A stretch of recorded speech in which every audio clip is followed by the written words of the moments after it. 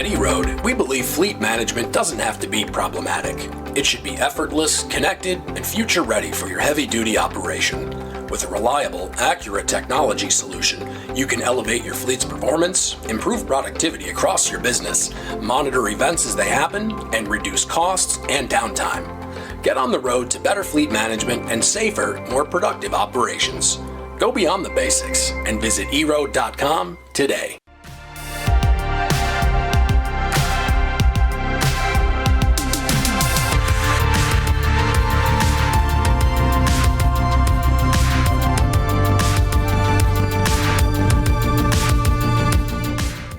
Welcome to Loaded and Rolling. I'm your host, Thomas Watson. The topic for today is going to be fraud. What is it and where to watch it? And we're going to be talking about also the new newsletter that's been released called Fraud Watch. It's going to be talking about it. It's with FreightWaves. But, it's a hugely, wildly important topic because there's always grift. There's always situations where folks are going to be stealing stuff. And so we at FreightWaves have decided that we're going to pay more attention to it. That's right, dear listener. We care because you need to care. So we're going to be welcoming our guest and expert to talk about it. It's the wonderful Miss Grace Sharkey. She has a title list like longer than an English monarch, podcaster, staff writer, communities leader, SiriusXM host, all that and a bag of chips. Grace, pleasure to have you on the show, and it's good getting to catch up remote. Yeah, it's usually if we're not on the radio together talking, or we're here in this. I love this like multiverse you've created behind you as well. It's just Thomas floating in his own space. So thanks for inviting me to your space today. I feel like it's Tron. We're on the grid right now. But it's we got to get you something cool with Fraud Watch. It's a newsletter, and I think this is really cool. Uncovering the dark side of freight, which I really, really like. And you're the person who is working on this. Tell us, what's the origin story? Speaking of the multiverse here, it'll be more entertaining than Marvel, I promise. Well, you hit it spot on. I mean, it's something that I think the industry is starting to maybe not so much care more about, but be more receptive of realizing that, these practices are happening. They're happening even more frequently and exponentially as well. And that it's one of those crimes where if we don't start talking about it and speaking up about how we're going to change it, then it's really probably not going to change itself. So I think it's one of those topics, again, that people are starting to realize, hey, this is affecting my business and my bottom dollar.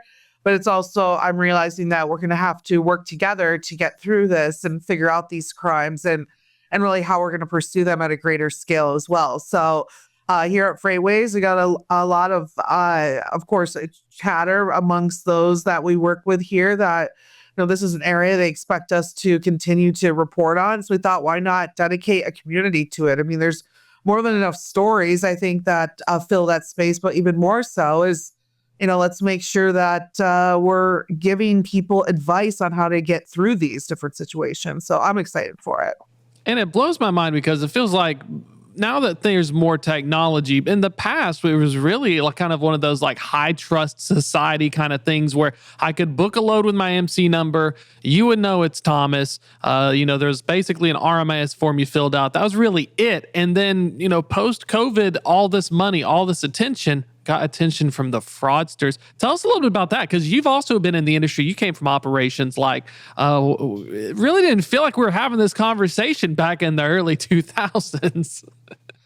Yeah, I agree with you. And I think a lot of that really has to do with a lot of the technology that we're, of course, using today that makes our lives easier. And this is not a chat against technology or how maybe we should look at using it in different ways, but how we need to understand that with using this technology comes the opportunity for cybercrime, which can lead to really easy ways to steal freight off these trucks or out of these containers at the end of the day. And I think that has a lot to do with it. I think maybe we let our guard down as we started to add a lot of this tech. There's a really interesting talk I saw recently where different tech leaders were just discussing that this is the one point in history where we're almost developing more advanced technology more than we're creating rules and regulations for it. Look at maybe the automobile, how maybe how slow that came to realization and to production by the time that, of course, we had more of these vehicles on the road. We had the rules and regulations for the road to make it safer. Well, we're kind of dealing with the opposite of that right now when it comes to AI and cybersecurity in general. I would highly recommend. I just watched a wonderful documentary called Surveillance on HBO that kind of just goes into what our own personal cell phones could potentially be open to on a regular basis. So multiply that by the different technologies that you're using within your brokerage or with your trucking company, within your logistics providing solutions company, et cetera. One of you freight tech guys out there, we're all a little bit more vulnerable. So I think that is a big reason why we're seeing this uptick in this type of crime in particular.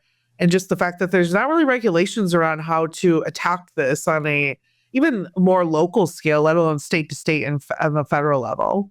That's a great point. One of the things talked about is when the fraud occurs, carriers and brokers, folks are more even reluctant to get in contact with law enforcement because it's really hard to find them and catch them and collect them and actually punish them. It does kind of feel that way because look at an X thread. There's a lot of hate on, I think a byproduct downstream of this is that carriers are now having to go through more hoops. Now we have Carrier Assure, Carrier 411, we have the Freight Guard reports, we have Highway.aggregates. So, do you think it's kind of a thing that in lieu of regulations, the free market's having to fix this problem, but there's just still maybe some collateral damage because of it? Yeah, but I also I think it's a problem that will still need more of a federal level approach to it because and I think that's kind of what the private level is right now. I think we're creating ways to actually find this crime and have information to take to authorities. I love the way that you use the word like punish. Yeah, like punish this guy. I think because right, whenever this stuff happens to you, that's the first thing you want to do is kind of take it out on them, and it's difficult to do. I mean, if you've been in a situation where maybe you've had a load held hostage or just missing freight in general, if you've tried to call local police, they usually tell you have to call the city that it picked up in, and sometimes they will come back and say no, it's the city that it was stolen in, and so you're like dealt with this back and forth action where you really don't have much information to give those authority figures by the time that you are ready to kind of point the finger. And so I think, again, that private side is helping create that atmosphere where we do have evidence where, look at someone like your gen logs we just reported on recently, the capability to point out where these trailers are and even on some level, like showcase a map of locations where this maybe fraudulent activity or stolen trailer situations are happening. Now we have a lot of evidence that we can take to authorities and say, here, this is, what you'll need to get the job done. Do I necessarily feel like maybe the government should be handling that? Yes, but I also think that there's a lot of bureaucracy that comes with that. That's I think would also make this slower. So I think having these tools, in particular, you mentioned Highway as well. I had a really great chat with Michael Caney at F3, and just discussing the fact that with these tools, hopefully we'll get to a situation where we can feel kind of like the old days where when we choose a carrier, we put a carrier in our loads, that we feel safe, that we just know that the operations that we just did in place will cover our butts at the end of the day. And so right now, I think we're all still trying to figure out how to use as a whole, as a full logistics community, how to use these tools to our advantage. But I think the outcome comes an easier landscape for regulators to kind of wrap their head around. I feel that way. It's the same way. I mean, it's the fascinating conversations online among different communities is that, freight brokerages, I've been a broker, I've worked for a carrier as well. Brokers love this tech because it saves their butt, because the shipper's going to come after the broker first and saying, why'd you book that person? But then the driver community reaction is wild because it feels very antagonistic, but at the same time, I've had loads held hostage. And so it's fascinating to see this discourse where I think kind of, and I want to get your thoughts as well, you think it's still going to have to go through because it's, my joke is it's always the shipper or the broker that pushes through things. And the carrier is either you acquiesce or you just don't get the load and you have to figure something else to do with yourself. Yeah. Also, if you can hear my beautiful cat meowing in the background, she's so whiny right now. Yeah, I think it's interesting because I take this fraud conversation, but I also want to heavily link it to like a cybersecurity issue. And for maybe the trucking companies out there that feel like you're in this space right now where you have to like prove yourself, and prove that you are doing good work. I think that unfortunately that's just what's coming with the times that be right now. And, there was a time where we didn't have credit scores or they weren't heavily looked at. And now that's completely changed. And I would probably prefer banks looking at that than, causing another 2008 housing situation, right? Where we gave a lot of people homes that shouldn't have had it and it really hurt our economy. So it's one of those things where it's like, that's probably not the best comparison, but I think that there are these steps in place that do create a better outcome. And again, could possibly pull some capacity out of this market, which is not a bad thing for drivers as well. But back to the cybersecurity issue, at the end of the day, a lot of this stuff could potentially hurt your identity as a company. And so please, for drivers out there listening, like maybe try to work this a little bit more in your head, not so much as a request from our industry to prove yourself and the good work that you're doing, but the opposite, to protect the good work that you're doing, right? And making sure that there isn't the possibility for someone to log into one of the systems that you use and steal your identity, or, steal your identity and deliver a load in a crazy way and get yourself stuck in a claim situation or a situation that does actually make your company look bad. So, with all the scares I think that we just have in our personal devices on cybersecurity issues these days, look at that in protecting your business. And hopefully you can look at it through a different lens, through that maybe cybersecurity issue than so much of this, like, in order to take this load, you have to prove that you're doing your job right. Well, didn't we even like have a recent hack of the telecoms where communication between iPhone and Android is basically like the government said you should find an encrypted device? I mean, like we're having cybersecurity issues nationwide, so it's like of course the freight industry is going to have issues.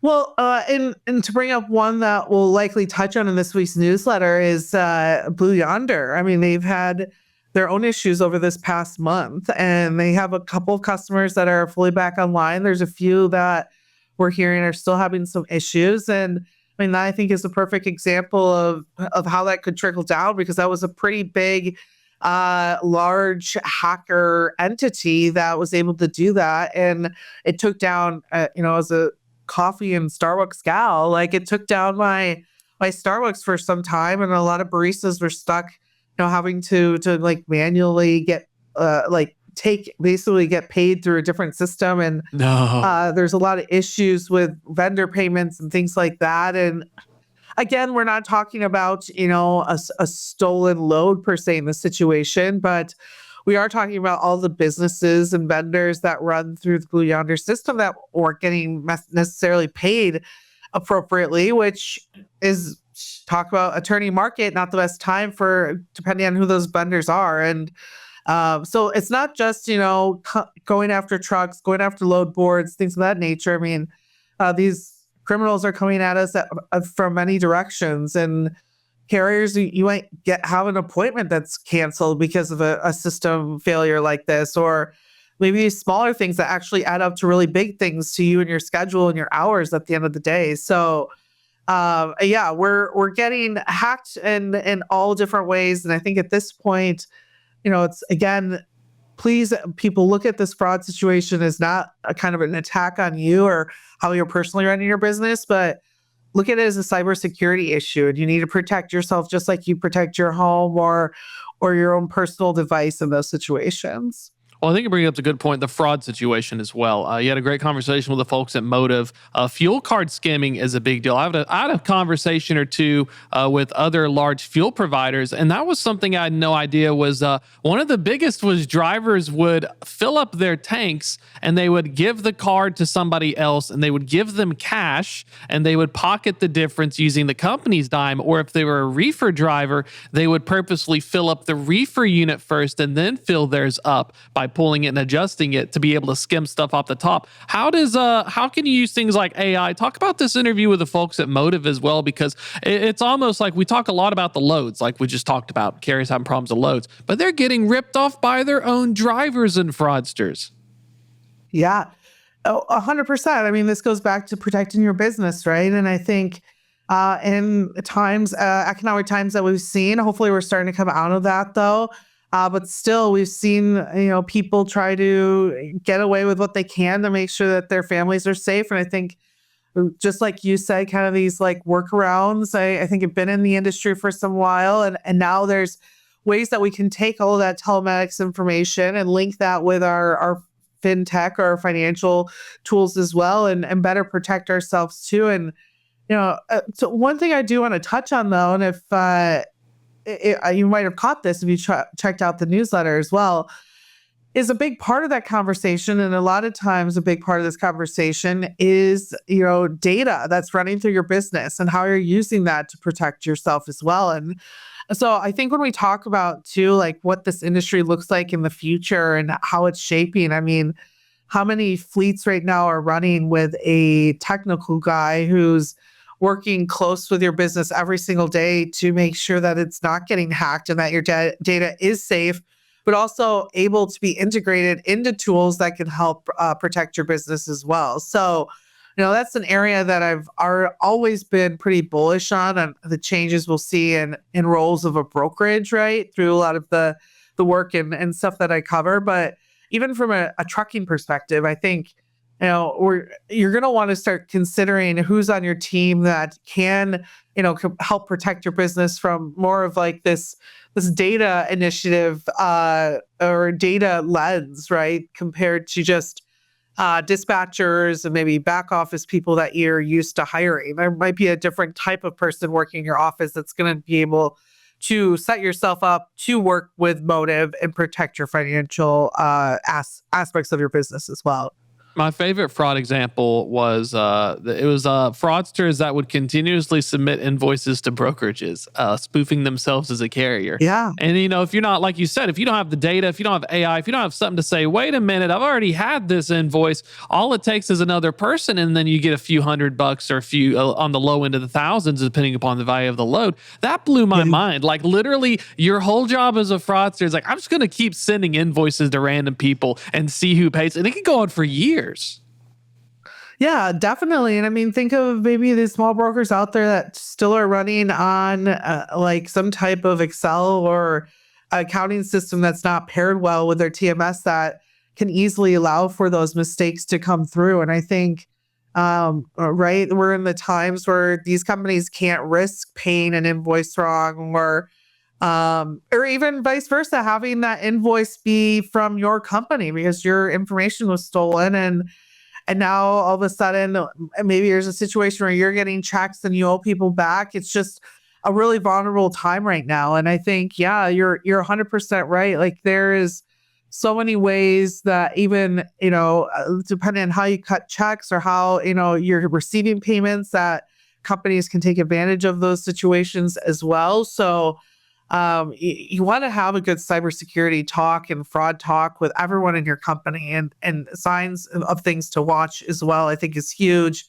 And last but not least, but in the time period, right, that this episode is airing and what we're working on, like drivers really be mindful of where you're parking at night and where you're parking trailers, and realize that this is the prime opportunity for people to steal freight right off your truck. I mean, we know there's a good chance that if you're loaded, that you got some nice Christmas presents on that back end there. And so why wouldn't I attempt to try to take something off that? So just a perfect time for criminals to go after some of this freight. So be more mindful than ever when your drivers are on the road, and to be safe about it as well. I just, most drivers I know out there are the type that are going to, protect the freight at all costs. And that also can get dangerous as well. So I hope fleets are having deep discussions on not only how to keep operations safe, but during this time period, how to keep ourselves safe as well. Well, yeah, it's like a sign of the times. I remember in trucking, they said, well, do you have a seal? Literally. It's like a plastic seal. And I'm like, wait, so you're securing the back of this 53-foot trailer with a plastic seal and you're just closing it and maybe a small padlock that's easily broken. They're like, yeah, it's sealed. And I'm thinking, holy cow. So I've spoke with a few folks, and what some carriers are doing now is they're getting the big thick ones. They're using various methods, the kingpin lock as well, that you can't get access to, because it turns out that all a lot of these folks are doing is popping the seal off, and if it's not padlocked, just taking out the lock, and then you have access to the whole trailer. It's so weird how much we've relied on in the past. Now, because of bad actors, the things we took for granted, like just having a plastic thing securing my trailer, and now next thing you know, you lose a few pallets or something, and that's game over. Exactly. It's a time to be very mindful of how you're protecting your business and how you're protecting your freight and how you're protecting yourself on the road as well. So again, if there's any advice I give people, it's have these talks with your drivers. And if a situation arises, make it a group discussion and let them know that you have their back, and that you're doing everything you can to keep them safe on the road and to keep your business safe as well. And again, and I think pretty much every time I've wrote an article about this, communicate this stuff. Reach out to CargoNet when issues arise. Reach out to authorities, and even if you don't have a lot of evidence, start building relationships with your local, whether it's FBI departments or just local authorities for the weekend, so that they're driving past your gated warehouse a couple more times a week during this time period, right? Like, do whatever you can to make good relationships with those who are trying to protect this industry. And again, everything you can to protect yourself and your business as well. And I've got another fun story for you. This is things shippers can do. You found a great article from MSN about thieves were recently arrested after stealing 1,278 Nike Air Jordan sneakers worth over $300,000 from a train that was in the Mojave Desert, of all places, but they found it via a GPS device hidden in the shipment, and they found the stolen shoes. See, I feel like for shippers, if all else fails, stick an AirTag in it. Yeah, no, it's so funny you say that, because I was just quite literally talking to someone about that. But the technology is there, and we're seeing more shippers than ever. I think attaching different GPS devices or tags of some sort onto their freight to keep it safe. I think in one of the first newsletters we wrote about Tive and the work that they did to help find like $400,000, I think, in lost freight from their tags as well. So we're seeing shippers ask for more as carriers. Hey, if you're looking to add an extra service, that's a great way that you can build a better customer service, to say, hey, listen, we're investing more into our technology. We do have the abilities to, maybe drop tags on pallets or things of that nature. And I'm sure shippers are going to be interested in hearing and having those conversations too. So look at it as a way, again, don't look at it as you're trying to showcase that your business is working correctly. Like, use this as an opportunity to showcase how security forward you are. And I guarantee some of those bigger shippers moving even higher quality goods, which we all know usually goes at a better price, is going to be more open to hearing from you and talking with you directly compared to working that freight through even a broker. And, looking ahead, got about 2 minutes here. Any previews into the upcoming newsletter that y'all are cooking up? Well, I will say it is, the time for freight fraud. So I can tell you, I'm not going to be at a loss for, I think, any local crime stories or trucks being stolen or things of that nature. I am interested in this week's going a little bit more to the cybersecurity side of things. I do think that is a big area that not only we lack as, I think, honestly, as a country, compared to other countries out there, but just even as an industry itself.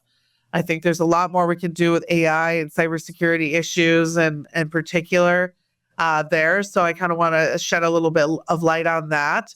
But I am also really open to stories. I'd love to hear from leaders, fleet managers in particular, who've dealt with these problems, how you dealt with them, what you learned from them, so we can share those stories and make our industry stronger as well. So feel free to reach out to me, G Sharkey, Sharkey, at firecrown.com, or reach out to me on LinkedIn or Twitter too. I'd love to hear from you. And if folks want to sign up for the Fraud Watch newsletter, try saying that 2 times fast. Fraud Watch newsletter. Best way to find out. It can be a little bit of a mouthful. Yeah.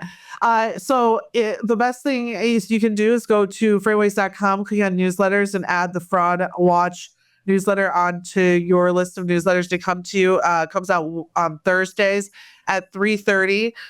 We do post those 2 for you as well. I actually need to post the recent one, so I'll do that as soon as this airs. Of course, just watch for my writing as well, and see and watch for local stories of fraud. And again, if you have a story to share, reach out to me. If you're part of that newsletter, you can just reply and that'll come back to me as well.